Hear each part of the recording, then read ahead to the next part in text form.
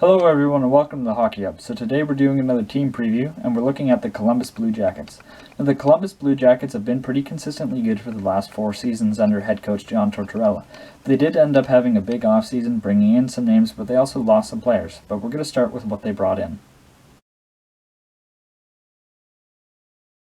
Now, the Columbus Blue Jackets brought in Max Domi from the Montreal Canadiens. I really like this trade for the Columbus Blue Jackets. I think Max Domi does have the potential to fit in well there. I'm not sure how he's going to get along with head coach John Tortorella, but we'll get in with that later.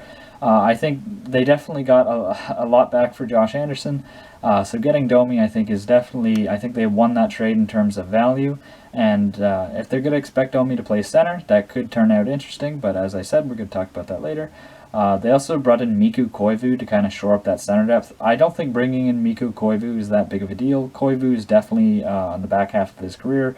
Honestly, this is probably his last season. I thought maybe he might have ended up retiring after Minnesota said they weren't going to re-sign him. But maybe with the way the league went with COVID and everything, he decided he would come back for one more year, maybe with a shot at the Stanley Cup.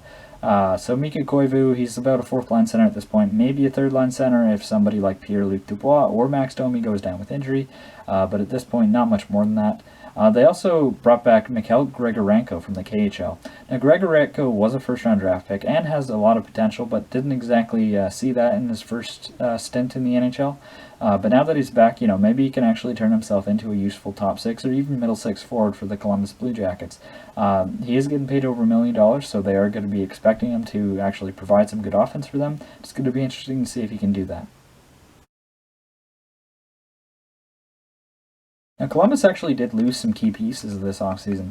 They traded away Josh Anderson, who was hurt for most of this past season and only scored 1 goal, but in seasons prior, he was one of Columbus's best forwards. He's a very unique player, a power forward, and was a 27-goal scorer in the 2018-2019 season.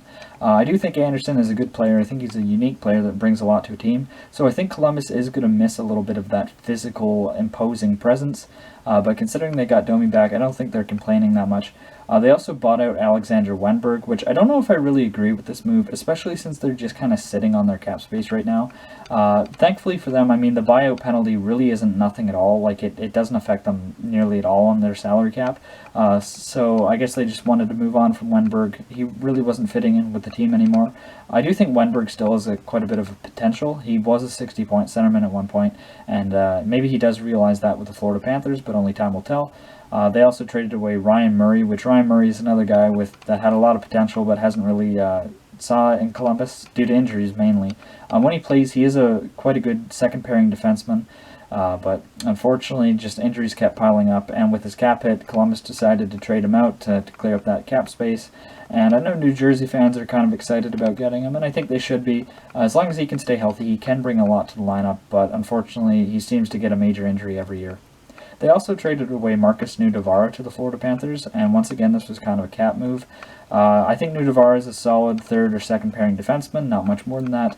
I think that does help Florida as far as their defensive depth goes, but as far as losing it for Columbus, I don't think it's a big loss, but they did lose a lot of depth, and there is some key pieces that were lost there. These aren't just bottom pairing guys and guys that they're not going to miss. They did actually, I think, in my opinion, lost more than they actually got back. They do have a lot of cap space, though, that they're sitting on, and I think a guy like Mikael Granlund would be a perfect fit to sign there, but they haven't done that yet, so I can't include that in the additions. So for right now, as far as additions and subtractions go, I think Columbus actually lost more than they gained.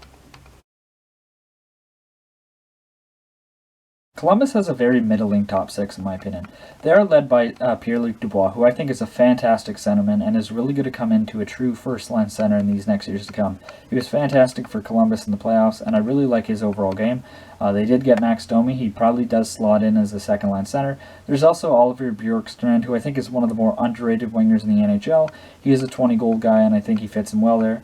Cam Atkinson is a really good player. He's kind of a smaller forward, but he can still score some goals, put up some points, and is a real good leader for them in that locker room. Then there's obviously their captain, Nick Foligno. He is the leader of that locker room. He is one of the better captains in the NHL, and is still solid as a second-line winger.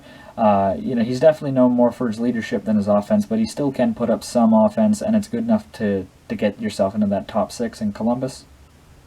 There's also Gustav Nyquist, which Gustav Nyquist is going to be out with injury. He had a surgery this offseason, so he's going to be out with injury for a lot of next season. So they're going to have to maybe depend on a guy like Alexander Texier or maybe Liam Foudy to step into that role. Gustav Nyquist is a solid top 6 forward. He does have that 50 to 60 point potential. I like his overall game, and he was a good fit in Columbus in his first year. Kind of helps offset some of their losses like Artemi Panarin and Matt Duchene. So overall, their top 6 isn't... there's not a lot of star power there, just good, solid forwards. I don't know if any of these guys really stick out as like a true bona fide star or first liner yet.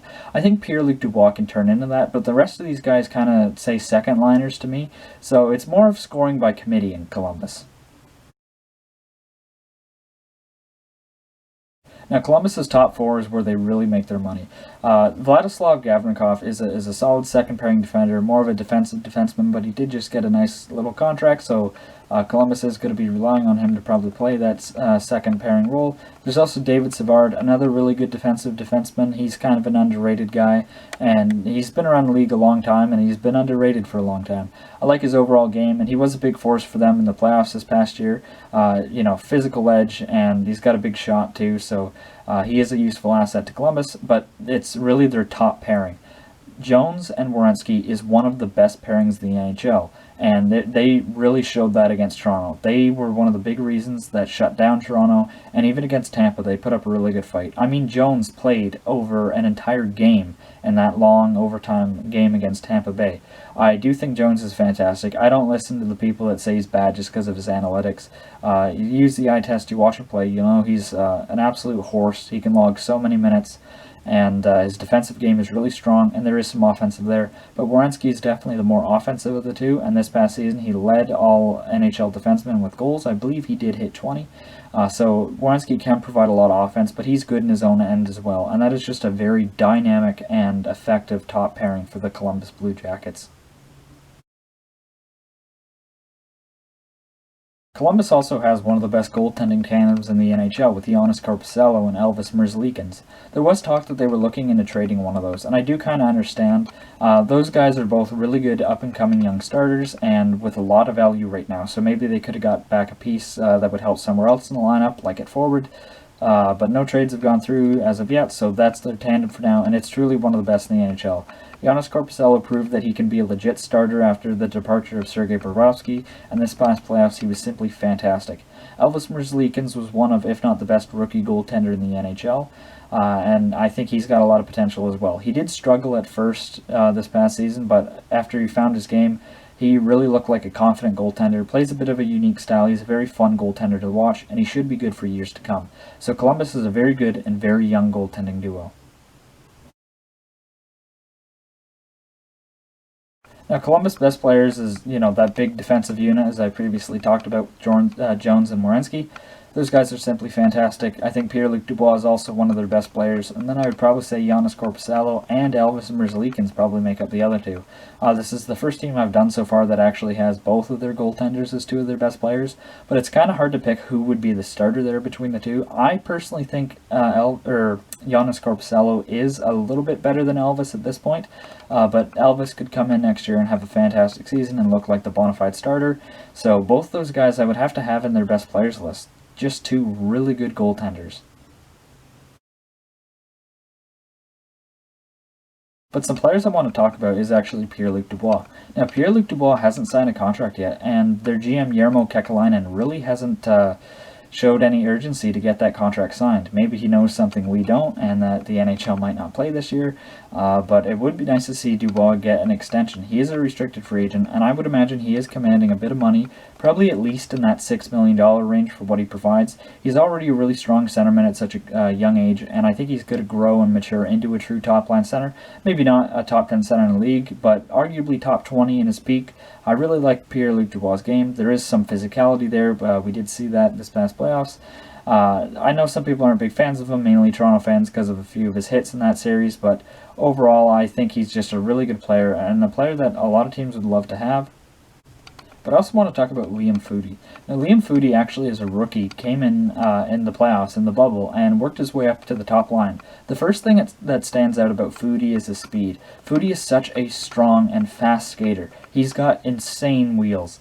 He's such a fun player to watch in that aspect, and if the offense can catch up to his skating, he could be a true top-line player in the NHL for the Columbus Blue Jackets. I don't really know where he fits in next season's lineup, though, because Columbus is a team that likes to bring players along slowly, and their head coach, John Tortorella, isn't necessarily known for just handing rookies their spots. So if Foudy can earn his keep, then he could actually be a big X factor for the Columbus Blue Jackets next season, and, could maybe even be a dark horse for the Calder Trophy. I like his overall game, just I don't know if there's necessarily that high level of offense there that you would expect, especially if he's already playing on the first line. I think his overall game got him there, and maybe some of the lack of forward depth in Columbus, but now that they've kind of addressed some of that forward depth with a guy like Max Domi and Mikko Koivu, I don't know if Foudy is necessarily going to find his way into the top six, but if he does, that's probably a good thing for the Columbus Blue Jackets. And finally, I want to talk about Max Domi. And Max Domi was brought in from the Montreal Canadiens, and everybody says that trade is a steal for Columbus, and for the most part I agree. But Domi really wasn't that great in his last year in Montreal, and especially in the playoffs. I know, I watched every game, and Domi was really invisible in the playoffs. He didn't look like he was fitting in at all, and there is a lot of holes in Domi's game. He's not good defensively, and that's one of the things that John Tortorella really looks for, so I'm going to wonder how that relationship's going to go. Domi's known for being a big personality and a bit of a hothead, so I think that could really turn into a contentious relationship. They only signed him for a 2-year deal that walks him straight into unrestricted free agency, so I could actually see Domi leaving in 2 years again. I don't know if Columbus is necessarily the best fit for Domi, especially if they're going to try and play him at center. I personally don't think Max Domi is a centerman. I think he's best suited off as the wing. I get that, when he rushes the puck up ice, he does tend to go up the middle, but there's so much more when it comes to being a centerman than going up the middle. He's not good in the faceoff circle. He's not good defensively. He cannot tie up the other centerman after a draw. Domi just doesn't necessarily have the makings of being a good center. Maybe John Tortorella can help turn that around, but I think it could end up being a contentious relationship between John Tortorella and Max Domi, same as it was between Claude Julien and Max Domi. Max is a big personality, and I don't know a team like Columbus, where the coach is the biggest personality there, is going to be the best fit for him. If he can come in and produce well, then that's good for Columbus, and hopefully he can end up having a really good year and surprising a lot of people. But I don't know really what to expect from Max when it comes to how he's going to perform in Columbus. I think he's probably going to go back to his kind of career average as being, maybe a 50-point guy. I think that 170-point season in Montreal was kind of his career high, and I don't know if he's able to replicate that, especially with the lack of really good forwards at the wings in Columbus. But as far as the category goes, I would have the Columbus Blue Jackets as probably a bubble team. I don't want to say that they're a contender just yet. I think they do probably make the playoffs, but it's kind of hard to tell. They do have, Gustav Nyquist going down for injury is no small thing, as he's kind of a top-line forward there, and their overall forward depth, I don't know if it's necessarily good enough to call that forward group a contender. Looking at just their defense and goaltending, yes, that does have the makes of being a contending team, but in my opinion, they really need to work on that forward core. I think bringing in Domi is a useful addition and is an upgrade on Josh Anderson and Alexander Wenberg, but if Domi kind of struggles to fit in like he did that last season in Montreal, then it could end up being a problem and actually set Columbus back a bit. So I would say that they're a bubble team, but definitely on the good end of the bubble. I would say that they're likely a playoff team, but I don't know if I see them getting past the first or second round again. John Tortorella is one of the best coaches in the NHL and typically makes teams look better than they do, especially Columbus these past couple years. But I'm not sure if this year it's going to be, maybe a down year for them, or maybe they're going to look great and PierreLuc Dubois is going to break out and Jones and Werenski are going to tear up the league. It's kind of hard to tell with Columbus, but I do think they'll make the playoffs. But that does it for today's video. I appreciate you guys watching till the end. Please leave a like, comment, subscribe if you haven't already, and I will see you guys later. Bye for now.